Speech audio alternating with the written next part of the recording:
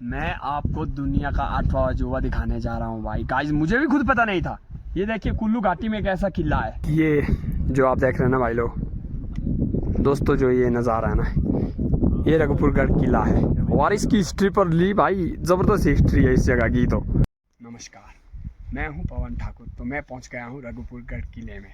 यहाँ की जो हिस्ट्री है भाई, जब मैंने इसको पढ़ा तो भाई क्या ही बताऊँ, रोंगटे खड़े हो गए इस हिस्ट्री को पढ़ के कि ऐसा भी होता था पहले ज़माने में।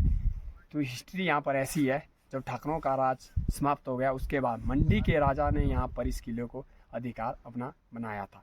तो ये वाली पहाड़ी जो पीछे आप पीछे मेरे पीछे जो ये पहाड़ियाँ हैं, ये सारी मंडी रियासत की है। तो 1719 की बात है, जब कुल्लू के राजा राज सिंह ने मंडी के राजा को युद्ध में हराया, उसके बाद इस किले पर अधिकार अपनाया था। तो यहाँ की कहानी ज़बरदस्त है, क्योंकि यहाँ पर जो ये पत्थर लाए गए हैं बहुत दूर से लाए गए हैं। तो जो यहाँ पर लड़ाइयाँ होती थी वो पत्थरों से होती थी। उस ज़माने में ये बंदूकें वगैरह नहीं चलती थी। यहाँ पत्थरों को पेड़ों के हिस्से पर बांधते थे, जो ऊपरी पेड़ के हिस्से होते उन पर पत्थर बांधते थे और उनको पेड़ों को झुकाकर यहाँ पर वार किया जाता था। तो गिद्ध नाम का एक शायद कोई यूनिटी थी उनकी अपनी, तो वो बाप बेटे दो थे। वो एक कुल्लू की सेना से लड़ रहा था तो एक मंडी की सेना से लड़ रहा था। बाप कुल्लू की सेना से लड़ रहा था तो एक अपने मंडी की सेना से लड़ रहा था। वो आपस में लड़े। तो उसके बाद एक किला विख्यात है, आप देख सकते हैं। मैंने तो पहली बार भाई ऐसा किला देखा, क्योंकि राजस्थान में बहुत ज़्यादा किले हैं वहाँ पर, तो आप लोगों ने बहुत किले देखे होंगे, पर ये किसी अजूबे से कम नहीं है किला।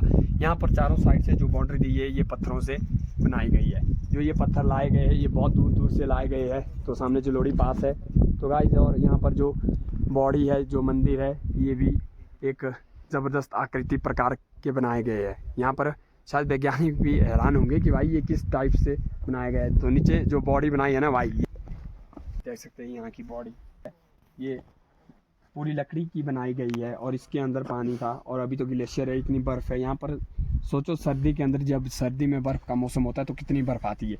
इस गढ़ की जो ये गढ़ और किला है ये कुल्लू में, अभी इस वक्त कुल्लू में है। तो मंडी और कुल्लू की दो रियासतों के बीच में लड़ाई हुई इस किले को पाने के लिए, और मंडी के राजा यहाँ पर हार गए और कुल्लू के राजा 1719 ईस्वी में इस किले को अपने हैंड ओवर किया। और उसके बाद ये किला कुल्लू के राजा के अंडर आता है। तो यहाँ पर एक और ट्विस्ट की बात बताता हूँ मैं। यहाँ पर हिमाचल प्रदेश के 9 जिलों की पहाड़ियाँ दिखाई देती है चारों साइड से। ये टॉप पर ये किला है, इसीलिए इस किले के यहाँ पर बहुत सारी लड़ाइयाँ हो रही थी आपस में राजाओं के लिए, क्योंकि ये टॉप पर ये किला है। तो ये शायद बहुत पुराना टाइप का किला है, क्योंकि अभी तो ये ध्वस्त हो गया है, चारों साइड से क्षतिग्रस्त हो गया है। तो आप देख सकते हैं यहाँ से ये वहाँ तक ये पूरा नज़ारा है इसका। बहुत ज़बरदस्त व्यू है इस जगह का।